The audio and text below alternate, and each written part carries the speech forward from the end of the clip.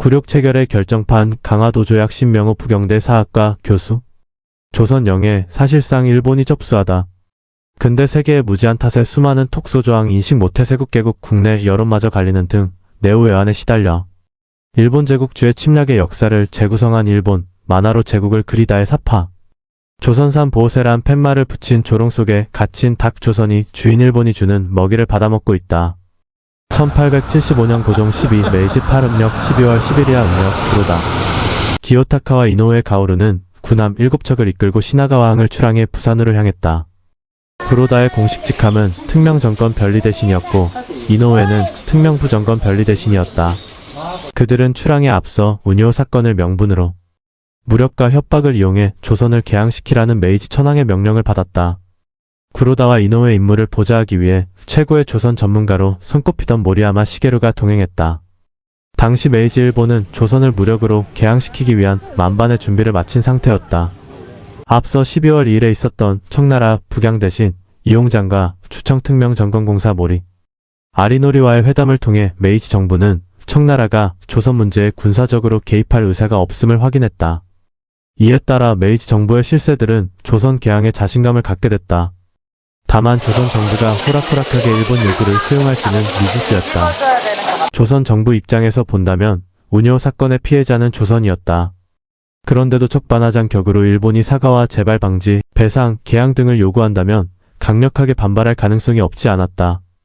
그럴 경우 어떻게 대응할지에 대해 메이지 천황은 구체적인 훈령을 줬다. 조선이 구로다 일행을 인정하지 않고 모욕을 가하거나 무력으로 축출하려 할 경우에는 일단 대마도로 후퇴하라고 했다. 당시 구로다가 인솔하는 병력은 약 400명의 해군으로 큰 전쟁을 감당하기에는 부족했기 때문이다. 따라서 만약에 사태가 발생하면 그것을 명분으로 병력을 증강시켜 침공한다는 계획이었다. 반면 조선이 모욕을 가하거나 무력으로 축출하려 하지는 않지만 공식 사절로 인정하지 않고 교섭을 거부할 경우에는 무력 보복으로 협박하라고 지시했다. 만일 조선이 화친 조약을 체결하기 위해서는 청나라에 보고해야 한다는 핑계로 시간을 질질 끄는 경우에는 군대를 한양에 주둔시키고 강화성을 점령하겠다고 협박하라고 일러뒀다. 이 경우는 조선이 일본 군함에 공포감을 느낀 것이 분명하므로 더더욱 강경하게 나가라는 훈령이었다. 즉 메이지 천황 훈령의 핵심은 조선이 강하게 나오면 약하게 대응하고 거꾸로 조선이 약하게 나오면 강하게 대응하라는 것이었다. 메이지 일본은 조선을 무력으로 개항시키기 위해 이런 준비를 했지만 정작 조선 정부는 무대책이었다. 일본이 청나라와 어떤 외교 협상을 벌이는지 조선을 무력 침공하기 위해 어느 정도의 해군력을 동원하는지 전혀 알지도 못했고 관심도 없었다. 이런 상황에서 12월 19일 구로다가 인솔하는 일본 군함 7척이 부산 흑암 앞바다에 도착했다. 당시 부산 혼도 현서군은 한양에 가서 부재 중이었다. 이에 따라 별차 이준수가 현서군 대신 조사를 맡았다. 이준수는 관수의 대행 아마노조 유조로부터 일본 사절이 강화도로 간다는 사실을 통보받았다. 조선 정부 입장에서 보면 외관의 일본인들이 사전에 난출을 예고한 셈이었다. 문제는 이번 난출은 땅이 아니라 바다를 통해 감행된다는 사실이었다. 기왕의 난출은 육로를 통해 동래부사에게 가는 것이 일반적이었다. 그래서 부산 첨사나 동래부사는 다양한 방법으로 방해할 수 있었다. 하지만 이번에는 바다를 통해 강화도까지 가겠다고 했다. 방해하려면 해군을 동원해야 했지만 불가능했다. 일본의 군함은 근대 군함이었지만 조선이 보유한 군함은 전통 목재 군함이었다. 속도나 화력에서 상대가 되지 않았다. 게다가 아마노조의 통고 중에는 만약 나와서 접견하지 않으면 곧바로 한양으로 올라갈 것이라는 내용도 있었는데 이는 무시무시한 협박이었다. 말이 한양으로 올라갈 것이지 실상 조선의 수도 한양을 무력 침공하겠다는 선전포고나 마찬가지였다. 허둥지둥 조선 조정 무풍가도 1함대 최초의 근대 조약인 강화도 조약을 묘사한 그림. 이런 통고를 받은 동래 부사와 부산 첨사 그리고 경상 좌수사는 구로다를 막아야 했지만 그럴 힘도 없었고 방법도 없었다. 그들이 할 수 있는 일은 하루속히 이 소식을 고종에게 알리는 것뿐이었다. 그렇지만 보고도 빠르지 않았다. 고종이 동래 부사를 통해 소식을 들은 시점은 1876년 고종 13일 1월 2일이었다. 부산에서 아마노조의 통고를 받은 12월 19일로부터 무려 보름 가까이 지난 시점이었다. 구로다가 탄 군함의 속도가 동래 부사의 보고 속도보다 훨씬 더 빨랐다. 그 사이 구로다는 아마노조가 예고한 대로 강화도로 접근해왔다. 그때 구로다는 군함 3척은 부산에 남겨두고 4척의 함대만 인솔했다. 구로다는 남해를 돌아 서해로 북상했다. 조선군이 구로다 함대를 관측하고 고종에게 보고한 시점은 12월 26일이었다. 부산을 떠난 지 7일 만이었다. 장소는 남양 부근의 바다였다. 남양 다음은 인천이고 그 다음은 강화도였다. 구로다 함대는 부산을 떠난 지 7일 만에 강화도 가까이까지 접근했던 것이다. 그동안 아무런 제지도 받지 않았다. 그런데 남양부사의 보고에는 단순히 이항선이 나타났다고만 했다. 이에 따라 고종은 어느 나라 군함인지 또 정확히 몇 척이나 되는지도 알지 못했다. 단지 몇몇 이항선이 남양 인근에 출현했다는 것만 알았다. 하지만 이것만으로도 고종을 비롯해 조정 중신들에게는 큰 위협이었다. 지난 병인 양요와 신미양요의 기억 때문이었다. 게다가 몇 달 전에는 운요 사건도 있었고 부산에서 일본인 난동도 있었다. 고종과 조정 중신들은 이번 이항선은 일본 군함일 것으로 추측했다. 그렇지만 확신할 수는 없었다. 이에 따라 일본어 역관과 중국어 역관을 보내 조사하게 했다. 이항선 출현을 보고받은 12월 26일에 고종은 일본어 역관 현서군과 중국어 역관 오경석을 현장으로 급파했다. 초량 외관 담당인 현서군은 마침 한양에 왔다가 차출됐는데 당시 최고의 일본 전문가로 꼽혔다. 오경석 역시 청나라에 수차례 다녀온 중국 전문가였다. 이날 현서군과 오경석은 강화도로 출발했다. 남양 인근의 이항선들이 강화도 쪽으로 올 것으로 예상해서였다. 아울러 고종은 강화도 주변의 해안 경계를 대폭 강화했다. 그런데 남양 인근에 도착한 구로다는 며칠 동안 그 부근에서 맴돌 뿐 강화도로 접근하지 않았다. 본국의 병력 증원을 요청하기 위해서였다. 일본을 떠날 때 구로다는 2개 소대 약 400명의 해군만 인솔했다. 일본 정부에서 더 많은 병력을 인솔하라 제안했지만 거절했다. 이 정도 병력으로도 충분하다고 판단했기 때문이었다. 하지만 남양 인근에 도착한 구로다는 자신이 잘못 판단했음을 직감했다. 강화도 주변의 경비가 예상외로 강했던 것이다. 병인 양요와 신미양요 그리고 운요 사건을 거치면서 조선 정부는 강화도 통진 인천 지역의 해양 방어를 크게 강화했다. 이에 구로다는 2개 대대 약 2천의 병력을 추가 요청했다. 그 사이 2척이 합류해 구로다 함대는 총 6척으로 늘었다. 구로다가 남양 인근에서 시간을 보내는 사이 1876년 1월 2일에 동래 부사의 보고서가 한양에 도착했다. 이에 따라 고종과 조정 중신들은 남양 인근의 이항선들은 일본 군함이라는 사실을 알았다. 아울러 강화도에 대신을 보내 접견하지 않으면 한양으로 무력 침공하려 한다는 사실도 알았다. 고종이나 조정 중신들에게 선택의 여지는 많지 않았다. 일본의 요구대로 대신을 강화도에 파견할지 아니면 거절할지 둘 중 하나였다. 준비된 자와 준비되지 않은 자의 협상. 김포군 대명리와 초지대교를 사이에 두고 마주하는 초지지는 성곽의 둘레가 500m도 안 되는 작은 규모의 방어시설이다. 조선 말 한양으로 향하는 적군의 침략을 저지하는 군사적 요충지였던 이곳에는 병인 양요와 신미양요, 운요 사건을 거치는 등 역사의 아픔이 서려 있다.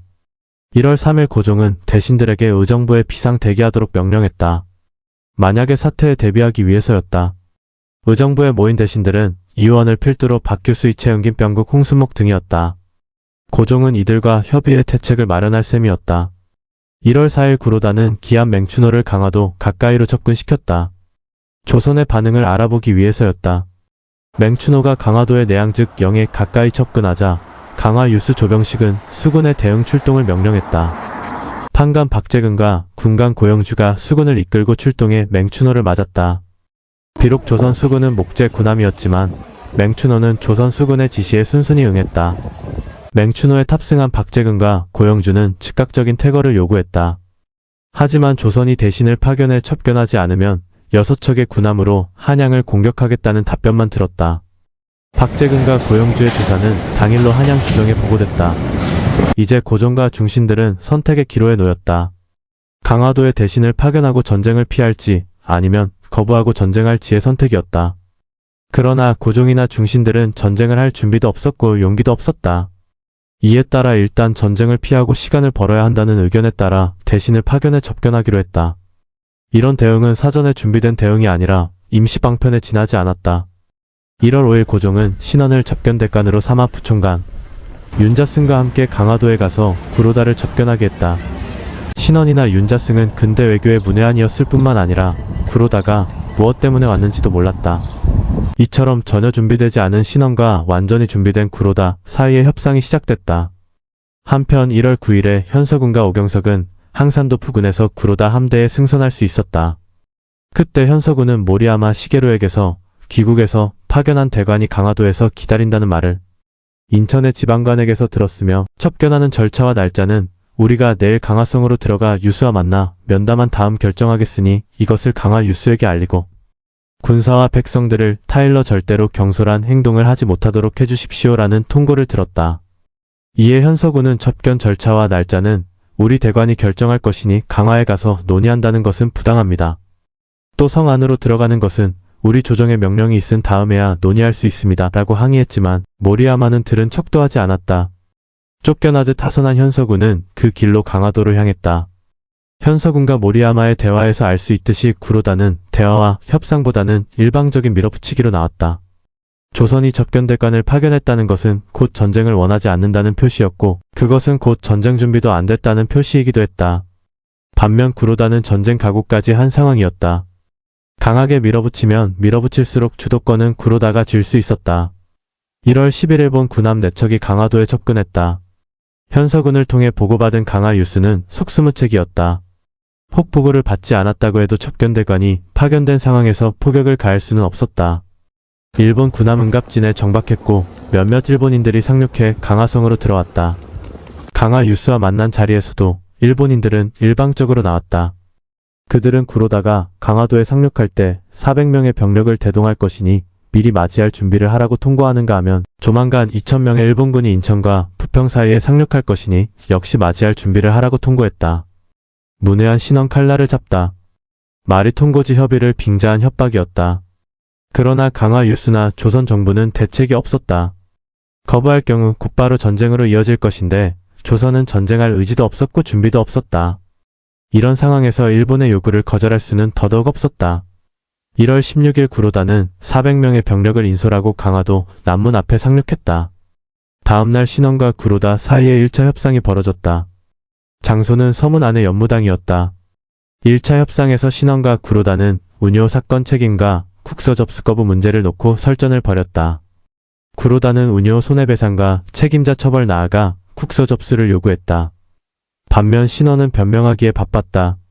신원은 사태무마와 우호관계 회복에만 치중했던 것이다. 그 당시 신원은 변명이 아니라 추궁해야 했다. 운요 사건은 일본의 침공이 분명하기 때문이었다. 하지만 신원은 만국공법에 대해 전혀 아는 것이 없었고 결정적으로 군사적인 뒷받침이 없었기에 변명하기 바빴다. 협상에서의 변명은 패배나 마찬가지였다.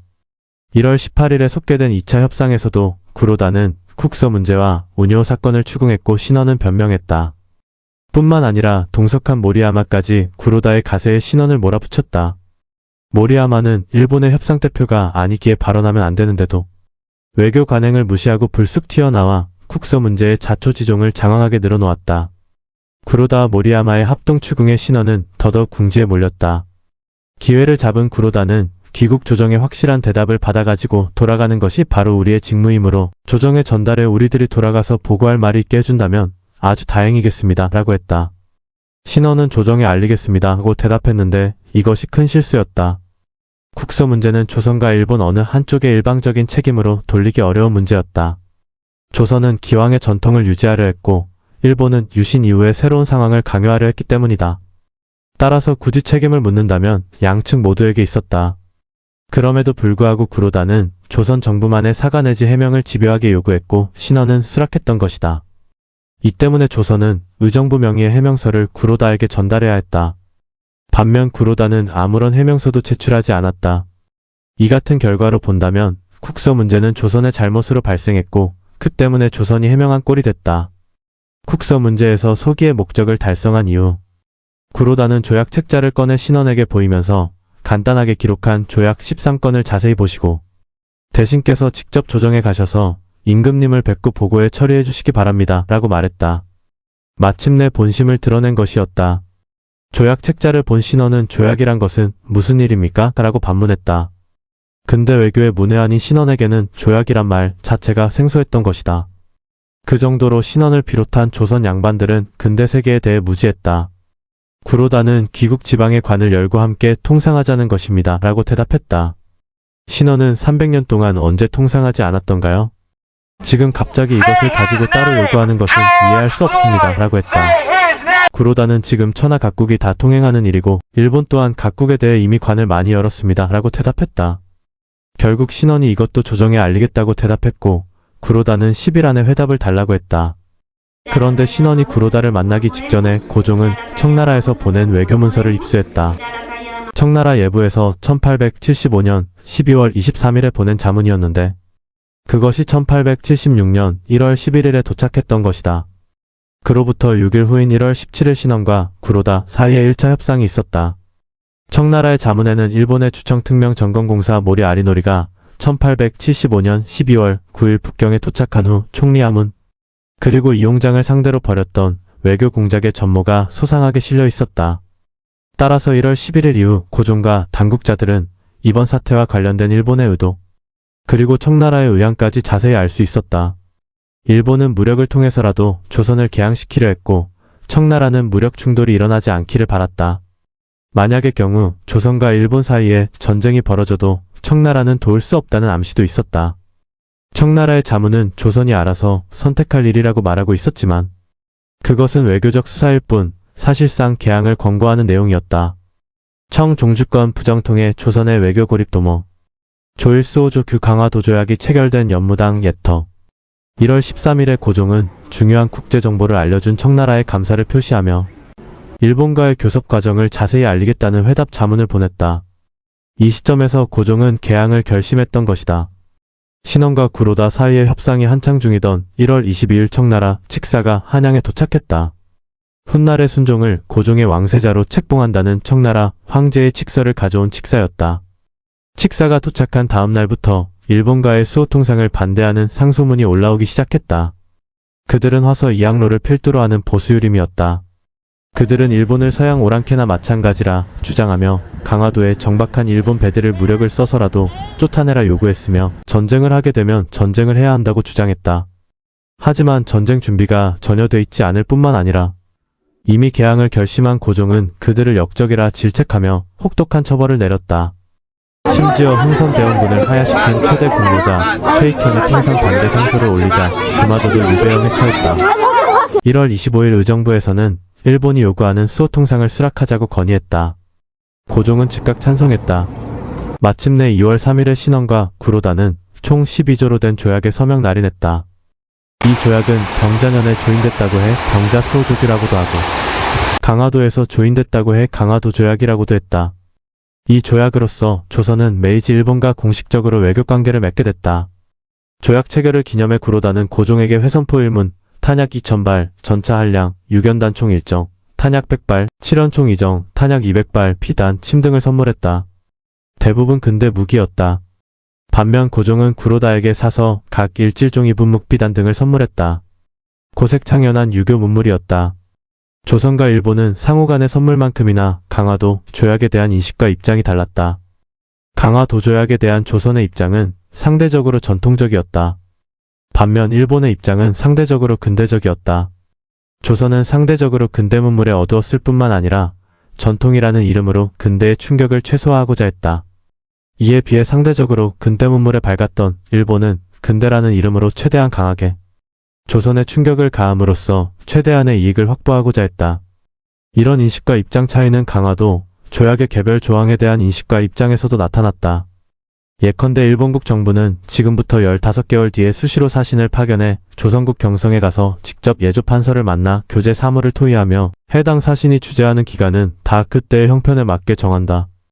조선국 정부도 수시로 사신을 파견해 일본국 도쿄에 가서 직접 외무경을 만나 교제 사무를 토의하며 해당 사신이 주재하는 기간 역시 그때의 형편에 맞게 정한다라고 규정한 제2조에 대해 조선과 일본은 전혀 다른 입장을 취했다. 조선의 경우 이 조항은 기왕의 통신사 파견과 유사한 것으로 해석했다.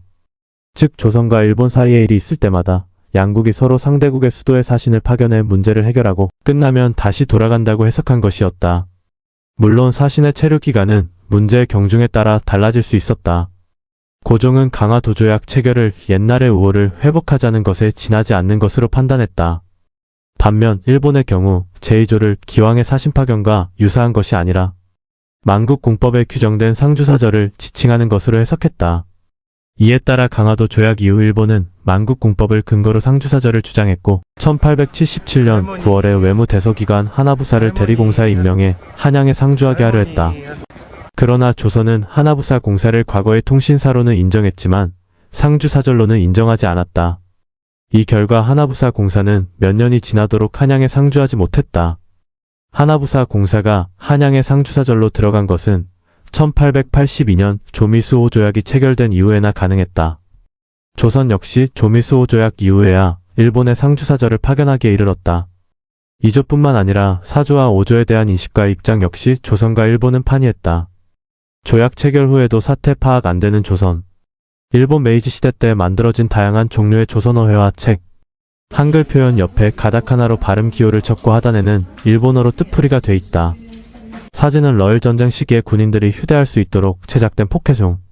일로청한회화 조선어 일본어 중국어 러시아어로 실려 있다. 4조와 5조는 부산을 포함한 세 곳의 개항장을 개설한다는 것인데 조선은 기왕의 부산 외관을 위시해 다른 두 곳에 외관을 더 설치하는 것으로 해석했다. 그렇게 할 경우 외관의 운영은 기왕의 방식을 참조해서 하는 것이 당연했다. 반면 일본은 전혀 다른 입장이었다. 세 곳의 개항장은 무역 통상 등에서 자율권을 갖는 자유무역항이라는 입장이었던 것이다. 이처럼 강화도 조약의 각 조항을 놓고 조선과 일본의 인식과 입장이 다르다 보니 그 실행 방법을 놓고도 무수한 논란과 분쟁을 불러왔다. 하지만 당시의 대세는 근대였다. 상대적으로 전통적인 입장과 상대적으로 근대적인 입장이 부딪힐 때 상대적으로 전통적인 입장이 불리한 결과를 초래했다. 강화도 조약 제4조와 제5조는 부산을 포함한 세 곳의 개항장을 개설한다는 것인데 조선은 전통적인 입장에 입각해 기왕의 부산 외관을 위시해 다른 두 곳에 외관을 더 설치하는 것으로 해석했다. 기왕의 부산 외관에는 세관도 없었고 관세도 없었다. 이 같은 사실에 입각한 조선은 세 곳의 개항장에도 세관을 설치하지 않았고 그 결과 일본 상품은 무관세였다. 당시 일본은 세 곳의 개항장이 무역 통상 등에서 자율권을 갖는 자유무역항이라는 근대적인 입장이었다. 따라서 세 곳의 개항장에는 세관이 있어야 했고 일본 상품이 이곳으로 들어가기 위해서는 당연히 관세도 지불해야 했다. 하지만 일본은 조선의 전통적인 입장을 악용해 관세 문제 자체를 거론하지 않았다. 이처럼 일본이 조선의 전통적인 입장을 악용한 것은 그 외에도 또 있었다. 가령 조선국 연해의 도서와 암초는 종전에 자세히 조사한 것이 없어 극히 위험하므로 일본국 항해자들이 수시로 해안을 측량해 위치와 깊이를 재고 도지를 제작해 양국의 배와 사람들이 위험한 곳을 피하고 안전한 대로 다닐 수 있도록 한다는 7조의 규정을 근거로 일본은 조선 영해인 내양을 마음대로 드나들기 시작했다. 이 결과 조선 영해는 사실상 일본에 접수됐다. 이렇게 조선 정부는 전혀 준비되지 않은 상태에서 일본 무력에 굴복해 강화도 조약을 맺었다. 근대 세계의 무지의 수많은 톡소조항을 제대로 인식하지도 못했다. 그 결과 조선의 국익은 막대하게 손상됐다. 여기에 더해 세국과 개국으로 갈린 국내 여론이 극단적인 대결 국면으로 치달으면서 조선은 심각한 내후 외환에 시달리기 시작했다.